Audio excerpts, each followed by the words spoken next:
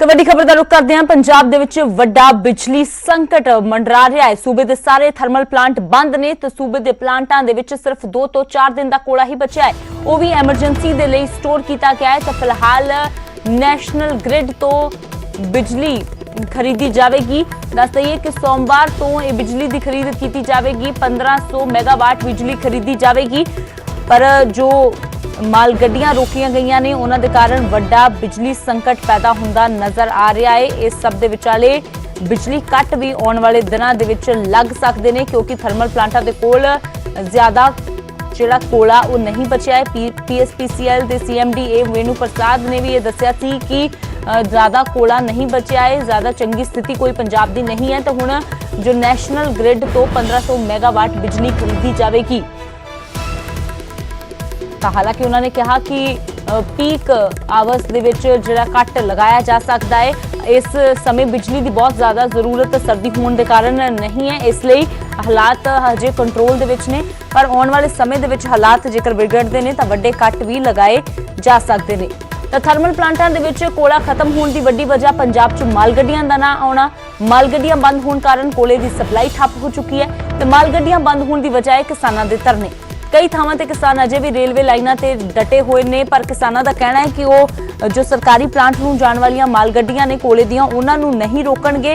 पर हुण जो रेलवे अपनी जिद ते अड़िया है कि पूरी क्लीयरेंस पैसेंजर ट्रेन्स दे लई भी दित्ती जावे, उस तो बाद ही ये माल गड्डियां भी चलाईयां जाणगियां। तो इस कारण ये स्थिति जिहड़ी है बहुत ज्यादा कसूती बनी हुई है। पर इस जिदबाजी दे विच हुण आम लोग जिहड़े ने वो भी पिसदे हुए नजर आ रहे हैं। साडा मोर्चा फिलहाल तो साडा ये मोर्चा देखिए भी तिन्ने खेती आर्डीनेंस ने मान लो उन्होंने रद्द कराने वास्ते बिजली एक्ट 2020 उन्होंने रद्द कराने वास्ते इस टाइम लग्या होया। सर जी ਜਿਹੜੀਆਂ ਕੋਲੇ ਦੀਆਂ ਗੱਡੀਆਂ ਜਾਂਦੀਆਂ ਸੀਗੀਆਂ ਉਹ ਕਿੰਨੇ ਕੁ ਦਿਨ ਤੋਂ ਹੋ ਗਏ ਰੁਕੀਆਂ ਤੁਸੀਂ? ਉਹ ਅਸੀਂ 24 ਤਰੀਕ ਤੋਂ ਸਵੇਰੇ ਆ ਕੇ ਅਸੀਂ ਇਸੇ ਮੋਰਚੇ ਦੇ ਉੱਪਰ ਬਹਿ ਗਏ ਤੇ 24 ਤਰੀਕ ਤੋਂ ਆਪਾਂ ਨੇ ਉਹ ਟ੍ਰੇਨ ਦੀਆਂ ਜਿਹੜੀਆਂ ਗੱਡੀਆਂ ਨੇ ਮੰਨ ਲਓ ਕੋਲੇ ਦੀਆਂ ਗੱਡੀਆਂ ਨੇ ਉਹ ਰੋਕੀਆਂ ਹੋਈਆਂ ਨੇ। उस दिन आ ਜਿਹੜੀਆਂ ਚਿਮਨੀਆਂ ਨੇ ਇਹਨਾਂ ਵੀ ਅਸੀਂ ਧੂਆਂ ਨਿਕਲਦਾ ਦੇਖ ਰਹੇ ਤੇ ਅੱਜ 6ਵੇਂ ਦਿਨ ਜਿਹੜੀਆਂ ਚਿਮਨੀਆਂ ਨੇ ਇਹਨਾਂ ਦੇ ਵਿੱਚੋਂ ਧੂਆਂ ਨਿਕਲਣਾ ਬੰਦ ਹੋ ਗਿਆ। ਹੋ ਸਕਦਾ ਅਸੀਂ ਅੰਦਰ ਤਾਂ ਗਏ ਨਹੀਂ ਹੈਗੇ, ਹੋ ਸਕਦਾ ਇਹਦਾ ਕੋਲਾ ਮੁੱਕ ਗਿਆ ਹੋਵੇ ਵੀ ਜਿਹੜਾ ਥਰਮਲ ਪਲਾਂਟ ਹੈ ਉਹ जिंदाबाद मोदी सरकार मुर्दाबाद मुर्दाबाद। ਪੰਜਾਬ ਦੀ ਸਰਕਾਰ ਨੇ ਦੋ ਚੰਗੇ ਭਲੇ ਚੱਲਦੇ ਜਿਹੜੇ ਥਰਮਲ ਪਲਾਂਟ ਬਠਿੰਡਾ ਤੇ ਰੋਪੜ ਵਾਲਾ ਥਰਮਲ ਪਲਾਂਟ ਜਿਹੜੇ ਦੋਨਾਂ ਥਰਮਲ ਪਲਾਂਟਾਂ ਨਾਲ ਪੂਰੇ ਪੰਜਾਬ ਦੀ ਬਿਜਲੀ ਆ ਜਿਹੜੀ ਸਪਲਾਈ ਦਿੱਤੀ ਜਾ ਸਕਦੀ ਜੀ ਉਹ ਬੰਦ ਕਰਤੇ। ਰਾਜਪੁਰੇ ਦੇ ਵਿੱਚ ਖੋਲੇ ਗਏ ਹੈ, ਆਪਦੇ ਸਰਕਾਰੀ ਬੰਦ ਕਰਤੇ, ਪ੍ਰਾਈਵੇਟ ਚਲਾਏ ਗਏ ਨੇ ਤੇ ਇਹਨਾਂ ਨਾਲ ਸਮਝੌਤੇ ਕੀਤੇ ਆ ਕਿ ਬਿਜਲੀ ਲੈਣ ਚਾਹੇ ਨਾ ਲੈਣ। ਪੰਜਾਬ ਸਰਕਾਰ ਨੇ 20 ਕਰੋੜ ਰੁਪਈਆ ਇਹਨਾਂ ਥਰਮਲਾਂ ਨੂੰ ਦੇਣਾ ਹਰ ਰੋਜ਼ ਸਰਕਾਰ ਦੇ ਖਜ਼ਾਨੇ 'ਚ ਪੈਸਾ ਲੋਕਾਂ ਦਾ ਹੈ। ਇਸ ਕਰਕੇ ਸਾਡੀ ਮੰਗ ਹੈ, ਅਸੀਂ ਕੋਈ ਰੇਲਾਂ ਨਹੀਂ ਰੋਕੀਆਂ, ਸਾਡਾ 2 ਥਰਮਲ ਪਲਾਂਟ ਆ ਕੇ ਰੋਜ਼ ਧਰਨਾ ਚੱਲਦਾ ਹੈ। ਹੁਣ ਅਸੀਂ ਉਹ ਗੇਟਾਂ ਕੋ ਚੱਕ ਕੇ ਲਾਈਨ ਤੇ ਲਏ ਆ, ਜਿਹੜੀ ਉਹਨਾਂ ਦੀ ਲਾਈਨ ਜਾਂਦੀ ਆ। ਸਾਡੀ ਮੰਗ ਹੈ ਕਿ ਕੋਲਾ ਸਰਕਾਰੀ ਥਰਮਲਾਂ 'ਚ ਜਾਓ, ਪਹਿਲਾਂ ਬਠਿੰਡੇ ਵਾਲਾ ਥਰਮਲ ਚਲਾਓ, ਰੋਪੜ ਵਾਲਾ ਚਲਾਓ, ਉਹਨਾਂ ਨਾਲ ਬਿਜਲੀ ਪੈਦਾਵਾਰ ਸਰਦਾ ਹੈ। ਫਿਰ ਇਹਨਾਂ ਨਾਲ ਹੋਇਆ ਸਮਝੌਤਾ ਰੱਦ ਕਰੋ, ਇਸ ਕਰਕੇ ਇਹ ਬੰਦ ਹੁੰਦਾ ਹੋ ਜੇ। ਸਰਕਾਰ ਸਾਡੀ ਮੰਗ ਹੈ ਕਿ ਦੋਵੇਂ ਸਰਕਾਰੀ ਥਰਮਲ ਪਲਾਂਟਾਂ ਨੂੰ ਚਲਾ ਕੇ ਸਰਕਾਰੀ ਤਾਂ ਪੰਜਾਬ ਦੇ ਵਿੱਚ ਵੱਡਾ ਬਿਜਲੀ ਸੰਕਟ ਪੈਦਾ ਹੁੰਦਾ ਨਜ਼ਰ ਆ ਰਿਹਾ ਹੈ। ਥਰਮਲ ਪਲਾਂਟਾਂ ਦੇ ਵਿੱਚ ਕੋਲਾ ਖਤਮ ਹੈ, ਮਾਲ ਗੱਡੀਆਂ ਨਾ ਚੱਲਣ ਕਾਰਨ ਕੋਲੇ ਦੀ ਸਪਲਾਈ ਨਹੀਂ ਹੋ ਰਹੀ। ਤਾਂ ਉਧਰ ਪੂਰਨ ਕਲੀਅਰੈਂਸ ਮਿਲਣ ਤੱਕ ਮਾਲ ਗੱਡੀਆਂ ਨਹੀਂ ਚਲਾਈਆਂ ਜਾਣਗੀਆਂ। ਇਹ ਵੀ ਰੇਲਵੇ ਆਪਣੀ ਜ਼ਿੱਦ ਤੇ ਅੜਿਆ ਹੋਇਆ ਹੈ। ਅਰਸ਼ਦੀਪ ਅਰਸ਼ੀ ਮੇਰੇ ਸਹਿਯੋਗੀ ਜੁੜੇ ਹੋਏ ਨੇ, ਅਵਤਾਰ ਕੰਬੋਜ ਵੀ ਜੁੜੇ ਨੇ। ਤਾਂ ਅਰਸ਼ਦੀਪ ਦਾ ਰੁਖ ਕਰਦੇ ਹਾਂ। ਪਹਿਲਾਂ ਅਰਸ਼ਦੀਪ, ਕੇਂਦਰ ਦੀ ਇਸ ਜ਼ਿੱਦਬਾਜ਼ੀ ਦਾ ਹੁਣ ਖਾਮਿਆਜ਼ਾ ਪੂਰੇ ਪੰਜਾਬ ਦੀ ਜਨਤਾ ਭੁਗਤਦੀ ਆਉਣ ਵਾਲੇ ਦਿਨਾਂ ਦੇ ਵਿੱਚ ਨਜ਼ਰ ਆ ਰਹੀ ਹੈ, ਕਿਉਂਕਿ ਕੋਲਾ ਨਹੀਂ ਹੈ, ਥਰਮਲ ਪਲਾਂਟ ਬੰਦ ਹੋ ਚੁੱਕੇ ਨੇ। ਫਿਲਹਾਲ ਕੀ ਕੋਈ ਜਾਣਕਾਰੀ? जी ਅੰਮ੍ਰਿਤ ਜਿਹੜੇ CMD ਨੇ PSPCL ਦੇ ਉਹਨਾਂ ਦੇ ਨਾਲ ਗੱਲਬਾਤ ਹੋਈ ਸੀ ਤੇ ਉਹਨਾਂ ਦਾ ਕਹਿਣਾ ਸੀਗਾ ਕਿ ਪਹਿਲਾਂ ਜਿੱਦਾਂ 1000 ਮੈਗਾਵਾਟ ਬਿਜਲੀ ਨੈਸ਼ਨਲ ਗ੍ਰਿਡ ਤੋਂ ਖਰੀਦੀ ਜਾ ਰਹੀ ਸੀਗੀ, ਪਰ ਕਿਉਂਕਿ ਹੁਣ 2 ਵੱਡੇ ਥਰਮਲ ਪਲਾਂਟ ਬੰਦ ਹੋ ਚੁੱਕੇ ਨੇ।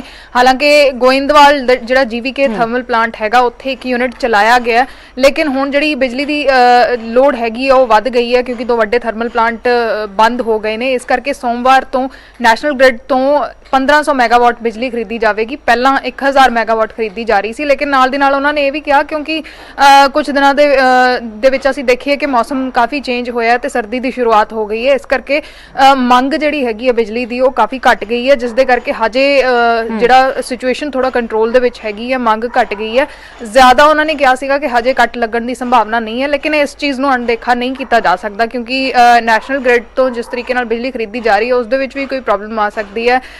ਫਾਈਨੈਂਸ਼ੀਅਲ ਰੀਜ਼ਨਸ ਵੀ ਉਹਦੇ ਵਿੱਚ ਹੈਗੇ ਨੇ, ਪੈਸਾ ਵੀ ਕਾਫੀ ਖਰਚ ਹੋ ਰਿਹਾ ਹੈਗਾ ਲਗਾਤਾਰ, ਤਾਂ ਸਿਚੁਏਸ਼ਨ ਕੋਈ ਵੀ ਹੋ ਸਕਦੀ ਹੈ ਆਉਣ ਵਾਲੇ ਦਿਨਾਂ ਦੇ ਵਿੱਚ, ਤਾਂ ਇਹ ਇਸ ਚੀਜ਼ ਨੂੰ ਨਜ਼ਰਅੰਦਾਜ਼ ਨਹੀਂ ਕੀਤਾ ਜਾ ਸਕਦਾ।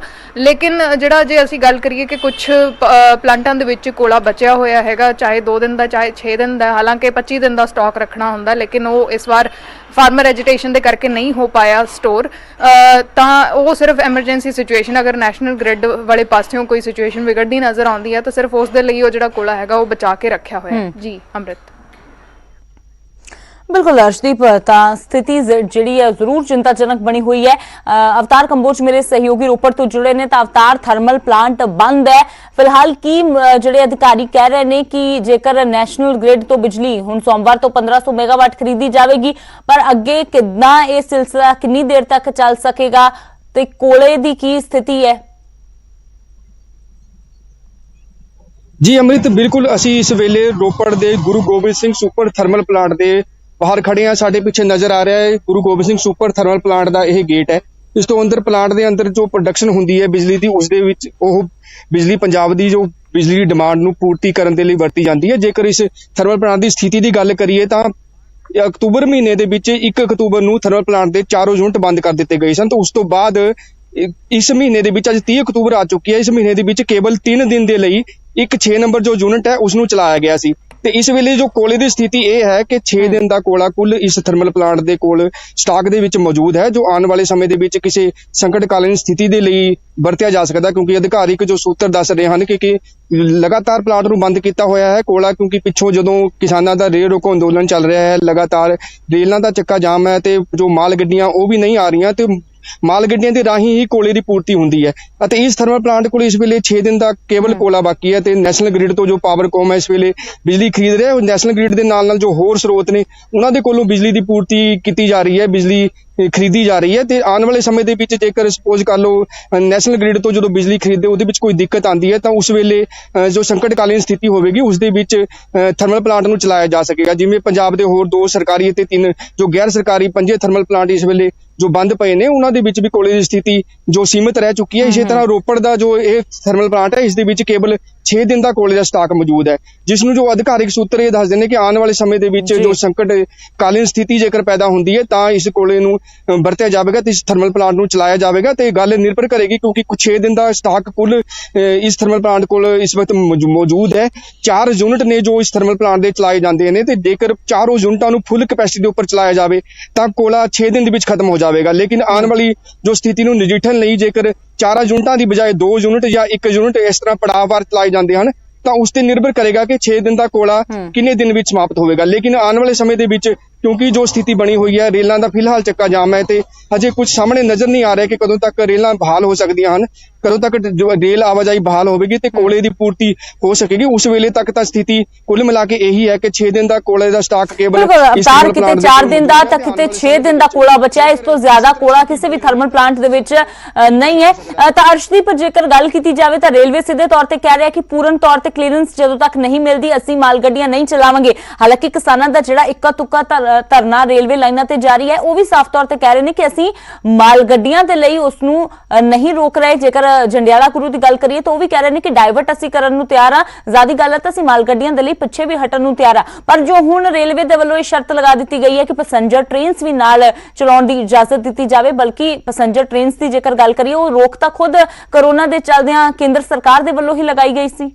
ਬਿਲਕੁਲ ਇਹ ਅਜੀਬੋ-ਗਰੀਬ ਸਥਿਤੀ ਹੈ ਅੰਮ੍ਰਿਤ, ਕਿਉਂਕਿ ਪੈਸੇਂਜਰ ਟ੍ਰੇਨਾਂ ਤਾਂ ਪਹਿਲਾਂ ਹੀ ਕੋਰੋਨਾ ਕਰਕੇ ਬੰਦ ਸੀਗੀਆਂ, ਉਹ ਤਾਂ ਪਹਿਲਾਂ ਹੀ ਨਹੀਂ ਚੱਲ ਰਹੀਆਂ ਸੀਗੀਆਂ, ਮਾਲ ਗੱਡੀਆਂ ਚੱਲ ਰਹੀਆਂ ਸੀਗੀਆਂ ਤੇ ਉਹ ਜਿਹੜੀ ਵੀ ਸਪਲਾਈ ਸੀਗੀ, ਚਾਹੇ ਉਹ ਖਾਦਾਂ ਦੀ ਸਪਲਾਈ ਹੋਵੇ ਚਾਹੇ ਕੋਲੇ ਦੀ ਸਪਲਾਈ ਹੋਵੇ, ਉਸ ਦੇ ਲਈ ਚੱਲ ਰਹੀਆਂ ਸੀਗੀਆਂ। ਲੇਕਿਨ ਫਾਰਮਰ ਐਜੀਟੇਸ਼ਨ ਦੇ ਚੱਲਦੇ ਰੇਲਵੇ ਟਰੈਕ ਰੋਕੇ ਗਏ ਸੀਗੇ। ਉਸ ਤੋਂ ਬਾਅਦ ਪੰਜਾਬ ਸਰਕਾਰ ਨੇ ਜਦ ਵਿਧਾਨ ਸਭਾ ਦੇ ਵਿੱਚ ਜਿਹੜਾ ਖੇਤੀ ਕਾਨੂੰਨ ਸੀਗੇ ਕੇਂਦਰ ਦੇ ਉਹਨਾਂ ਨੂੰ ਰੱਦ ਕੀਤਾ ਤੇ ਆਪਣੇ ਵੱਲੋਂ ਬਿੱਲ ਪਾਸ ਕੀਤੇ, ਤਾਂ ਜਿਹੜੀਆਂ 30 ਜਥੇਬੰਦੀਆਂ ਸੀਗੀਆਂ ਕਿਸਾਨ ਜਥੇਬੰਦੀਆਂ ਉਹਨਾਂ ਨੇ ਗੱਲਬਾਤ ਦੇ ਰਾਹੀਂ ਕਲੀਅਰ ਅਸ਼ੋਰੈਂਸ ਦਿੱਤੀ ਕਿ ਅਸੀਂ ਰੇਲ ਟਰੈਕਸ ਤੋਂ ਉੱਠ ਕੇ ਰੇਲਵੇ ਸਟੇਸ਼ਨ ਦੇ ਉੱਤੇ ਬੈਠਾਂਗੇ ਤੇ ਮਾਲ ਗੱਡੀਆਂ ਨੂੰ ਲੰਘਣ ਦੀ ਇਜਾਜ਼ਤ ਦੇਵਾਂਗੇ। ਲੇਕਿਨ ਫਿਰ ਵੀ ਜਿਹੜਾ ਹੈਗਾ ਹੈ ਇੱਕਾ ਦੁੱਕਾ ਜਗ੍ਹਾਵਾਂ ਦੇ ਉੱਤੇ ਮਾਲ ਗੱਡੀਆਂ ਜਦੋਂ ਚੱਲੀਆਂ ਉਹਨਾਂ ਨੂੰ ਰੋਕਿਆ ਗਿਆ। ਹਾਲਾਂਕਿ BKU ਏਕਤਾ ਉਗਰਾਹਾਂ ਦਾ ਕਹਿਣਾ ਕਿ ਉਹਨਾਂ ਨੇ ਕੋਈ ਮਾਲ ਗੱਡੀ ਨਹੀਂ ਰੋਕੀ ਤੇ ਉਹ ਸਿਰਫ 2 ਥਰਮਲ ਪਲਾਂਟਾਂ ਦੇ ਜਿਹੜੇ ਨਿੱਜੀ ਥਰਮਲ ਪਲਾਂਟ ਨੇ ਉਹਨਾਂ ਦੀ ਜਿਹੜੀ ਪਰਸਨਲ ਲਾਈਨ ਹੈਗੀ ਆ ਉਸ ਦੇ ਉੱਤੇ ਬੈਠੇ ਨੇ।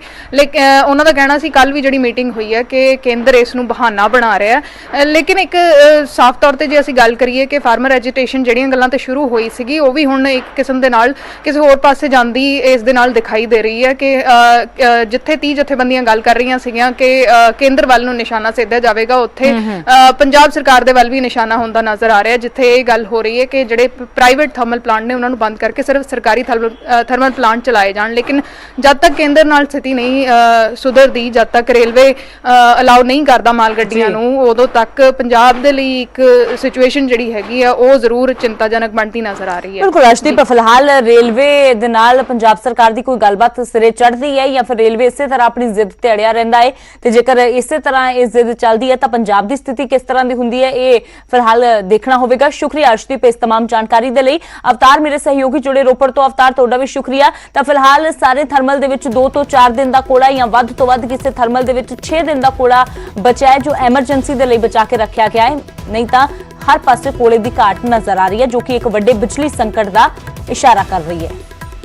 ਤੇ ਗੱਲ ਕਰਦੇ ਹਾਂ ਫਰੀਦਕੋਟ ਦੇ ਤਤਕਾਲੀ ਐਸਪੀ ਬਿਕਰਮਜੀਤ ਸਿੰਘ ਦੀ, ਜਿਨ੍ਹਾਂ ਦੀਆਂ ਮੁਸ਼ਕਿਲਾਂ ਵੱਧਦੀਆਂ ਹੋਈਆਂ ਨਜ਼ਰ ਆ ਰਹੀਆਂ ਨੇ। 6 ਸਾਲ ਪੁਰਾਣੇ ਵਿਦੇਸ਼ੀ ਹਥਿਆਰ ਤਸਕਰੀ ਮਾਮਲੇ ਦੇ ਵਿੱਚ ਵੱਡਾ ਖੁਲਾਸਾ ਹੋਇਆ ਹੈ ਕਿ ਬਿਕਰਮਜੀਤ ਨੇ ਮੁਲਜ਼ਮ ਤੋਂ ਵਿਦੇਸ਼ੀ ਹਥਿਆਰ ਲਿਆ ਸੀ ਸਰਕਾਰੀ ਗਵਾਹ ਬਣਾਉਣ ਦੇ ਬਦਲੇ। ਜੀ ਹਾਂ, ਮੁਲਜ਼ਮ ਨੂੰ ਸਰਕਾਰੀ ਗਵਾਹ ਬਣਾਉਣ ਦੇ ਬਦਲੇ ਹਥਿਆਰ ਲਿਆ ਗਿਆ ਸੀ। ਹੁਣ ਓਕੂ ਵੱਲੋਂ ਫਰੀਦਕੋਟ ਅਦਾਲਤ ਦੇ ਵਿੱਚ ਚਲਾਨ ਪੇਸ਼ ਕੀਤਾ ਗਿਆ ਹੈ, ਜਿਸ ਦੇ ਵਿੱਚ ਇਹ ਵੱਡਾ ਖੁਲਾਸਾ ਹੋਇਆ ਹੈ। ਦੱਸਦੇ ਹਾਂ ਕਿ ਬਿਕਰਮਜੀਤ ਸਿੰਘ ਬਹਿਬਲ ਕਲਾਂ ਗੋਲੀकांड ਦੇ ਵਿੱਚ ਵੀ ਮੁੱਖ ਮੁਲਜ਼ਮ ਹੈ ਤੇ ਹੁਣ 6 ਸਾਲ ਪੁਰਾਣੇ ਵਿਦੇਸ਼ੀ ਹਥਿਆਰ ਤਸਕਰੀ ਮਾਮਲੇ ਦੇ ਵਿੱਚ ਵੀ ਵੱਡਾ ਖੁਲਾਸਾ ਹੋਇਆ ਹੈ। ਓਕੂ ਵੱਲੋਂ ਜੋ ਫਰੀਦਕੋਟ ਦੀ ਅਦਾਲਤ ਵਿੱਚ ਚਲਾਨ ਪੇਸ਼ ਕੀਤਾ ਗਿਆ ਉਸ ਦੌਰਾਨ ਇਹ ਵੱਡਾ ਤੇ ਅਹਿਮ ਖੁਲਾਸਾ ਹੋਇਆ ਹੈ।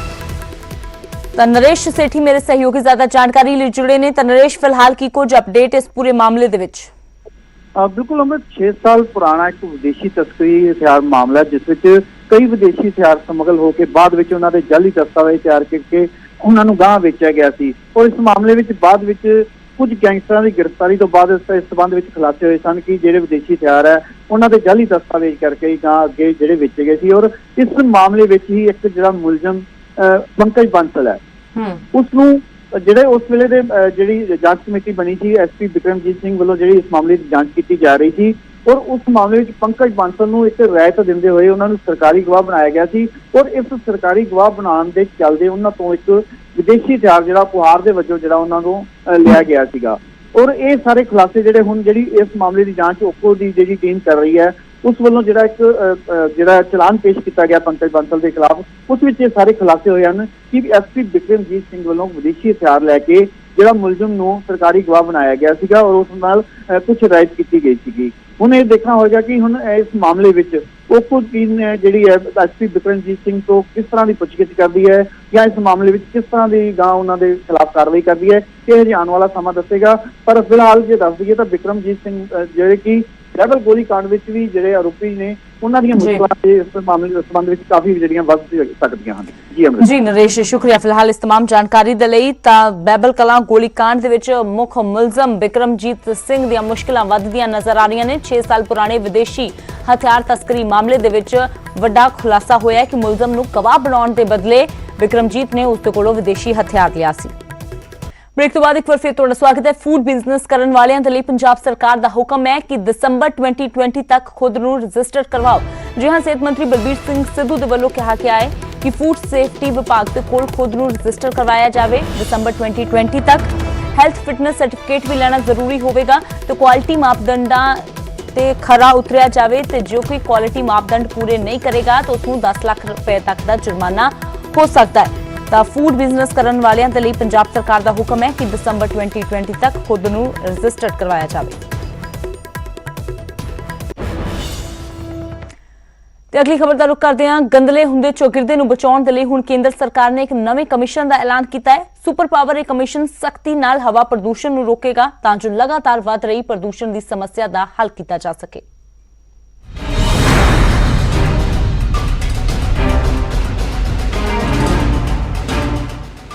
ਦੇਸ਼ ਵਿਚਲੇ ਹਵਾ ਪ੍ਰਦੂਸ਼ਣ ਨੂੰ ਹੁਣ ਕੇਂਦਰ ਦਾ ਕਮਿਸ਼ਨ ਕੰਟਰੋਲ ਕਰੇਗਾ।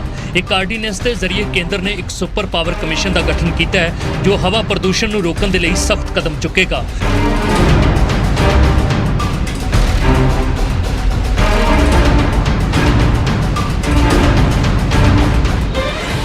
ਗੈਸ ਚੈਂਬਰ ਬਣੀ ਰਾਜਧਾਨੀ ਦਿੱਲੀ ਦੇ ਲੋਕਾਂ ਨੂੰ ਸੌਖਾ ਸਾਹ ਦਿਵਾਏਗਾ। ਕੇਂਦਰ ਦੇ ਵੱਲੋਂ ਬਣਾਇਆ ਇਹ ਕਮਿਸ਼ਨ ਦਿੱਲੀ ਦੇ ਸਮੇਤ NCR, ਹਰਿਆਣਾ, ਪੰਜਾਬ, UP, ਰਾਜਸਥਾਨ ਤੇ ਨਜ਼ਰ ਰੱਖੇਗਾ। ਹਵਾ ਪ੍ਰਦੂਸ਼ਣ ਨੂੰ ਰੋਕਣ ਅਤੇ ਘਟਾਉਣ ਦੇ ਲਈ ਆਪਣੇ ਸੁਝਾਅ ਦੇਵੇਗਾ।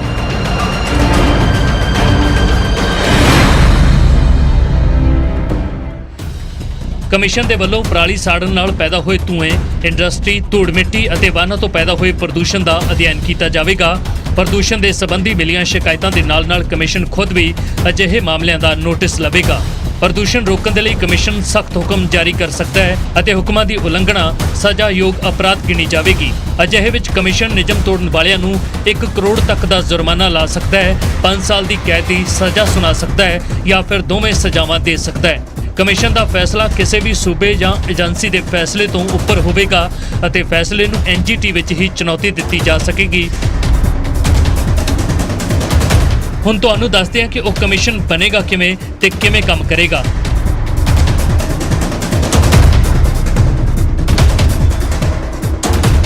ਕਮਿਸ਼ਨ ਦੀ ਅਗਵਾਈ ਫੁੱਲ ਟਾਈਮ ਚੇਅਰਪਰਸਨ ਕਰੇਗਾ ਜੋ ਕੇਂਦਰੀ ਸਕੱਤਰ ਜਾਂ ਫਿਰ ਸੂਬੇ ਦੇ ਮੁੱਖ ਸਕੱਤਰ ਰੈਂਕ ਦਾ ਅਧਿਕਾਰੀ ਹੋਵੇਗਾ ਜਿਸ ਦਾ ਕਾਰਜਕਾਲ 3 ਸਾਲ ਦਾ ਹੋਵੇਗਾ। ਕਮਿਸ਼ਨ ਦੇ ਚੇਅਰਪਰਸਨ ਦੀ ਚੋਣ ਕੇਂਦਰੀ ਕਮੇਟੀ ਕਰੇਗੀ ਜਿਸ ਵਿੱਚ ਵਾਤਾਵਰਣ ਤੇ ਚੌਗਿਰਦਾ ਮੰਤਰੀ, ਟਰਾਂਸਪੋਰਟ ਤੇ ਵਪਾਰ ਮੰਤਰੀ, ਸਾਇੰਸ ਤੇ ਤਕਨਾਲੋਜੀ ਮੰਤਰੀ ਅਤੇ ਕੈਬਨਿਟ ਸਕੱਤਰ ਸ਼ਾਮਲ ਹੋਣਗੇ। 18 ਮੈਂਬਰੀ ਕਮਿਸ਼ਨ ਦੇ ਵਿੱਚ 10 ਬਿਊਰੋਕਰੇਟਸ ਤੇ 8 ਚੌਗਿਰਦਾ ਮਾਹਰ ਤੇ ਕਾਰਕੁਨ ਸ਼ਾਮਲ ਹੋਣਗੇ। ਇਸ ਦੇ ਮੈਂਬਰ ਪੰਜਾਬ, ਹਰਿਆਣਾ, ਰਾਜਸਥਾਨ, UP ਤੋਂ ਵੀ ਚੁਣੇ ਜਾਣਗੇ। ਕਮਿਸ਼ਨ 'ਚ 3 ਸਬ ਕਮੇਟੀਆਂ ਹੋਣਗੀਆਂ। ਪਹਿਲੀ ਕਮੇਟੀ ਪ੍ਰਦੂਸ਼ਣ ਤੇ ਨਜ਼ਰ ਰੱਖੇਗੀ ਅਤੇ ਉਸ ਦੀ ਕਿਸਮ ਦੀ ਪਹਿਚਾਣ ਕਰੇਗੀ। ਦੂਜੀ ਕਮੇਟੀ ਪ੍ਰਦੂਸ਼ਣ ਰੋਕਣ ਅਤੇ ਕਮਿਸ਼ਨ ਦੇ ਹੁਕਮਾਂ ਨੂੰ ਲਾਗੂ ਕਰਵਾਉਣ ਦਾ ਕੰਮ ਕਰੇਗੀ, ਜਦਕਿ ਤੀਜੀ ਕਮੇਟੀ ਪ੍ਰਦੂਸ਼ਣ ਨੂੰ ਰੋਕਿਆ ਕਿਵੇਂ ਜਾਵੇ ਇਸ ਤੇ ਖੋਜ ਕਰਨ ਦਾ ਕੰਮ ਕਰੇਗੀ। ਕੇਂਦਰ ਦੇ ਵੱਲੋਂ ਬਣਾਇਆ ਕਮਿਸ਼ਨ ਪਾਵਰਫੁਲ ਹੋਵੇਗਾ ਜਿਸ ਕੋਲ ਪ੍ਰਦੂਸ਼ਣ ਰੋਕਣ ਦੇ ਸੰਬੰਧੀ ਹਦਾਇਤਾਂ, ਹੁਕਮ ਜਾਰੀ ਕਰਨ ਅਤੇ ਮਾਮਲਿਆਂ ਦਾ ਸਵੈ ਨੋਟਿਸ ਲੈਣ ਦਾ ਅਧਿਕਾਰ ਹੋਵੇਗਾ। ਕਮਿਸ਼ਨ ਕਿਸੇ ਵੀ ਮੌਜੂਦਾ ਕਾਨੂੰਨ ਤਹਿਤ ਮਿਲੀਆਂ ਸ਼ਿਕਾਇਤਾਂ ਦੀ ਸੁਣਵਾਈ ਕਰ ਸਕੇਗਾ ਅਤੇ ਉਸ ਕੋਲ ਪ੍ਰਦੂਸ਼ਣ ਪੈਦਾ ਕਰਨ ਵਾਲੀਆਂ ਗਤੀਵਿਧੀਆਂ ਤੇ ਰੋਕ ਲਾਉਣ ਦਾ ਪੂਰਾ ਅਧਿਕਾਰ ਹੋਵੇਗਾ। ਕੇਂਦਰ ਦਾ ਨਵਾਂ ਕਮਿਸ਼ਨ ਸੁਪਰੀਮ ਕੋਰਟ ਵੱਲੋਂ ਨਿਯੁਕਤ EPCA ਦਾ ਬਦਲ ਹੋਵੇਗਾ। ਪ੍ਰਦੂਸ਼ਣ ਸੰਬੰਧੀ ਇਹ ਕਮਿਸ਼ਨ ਪਾਰਲੀਮੈਂਟ ਨੂੰ ਜਵਾਬਦੇਹ ਹੋਵੇਗਾ ਅਤੇ ਹਰ ਸਾਲ ਆਪਣੀ ਸਾਲਾਨਾ ਰਿਪੋਰਟ ਸੌਂਪੇਗਾ। Bureau report, News 18।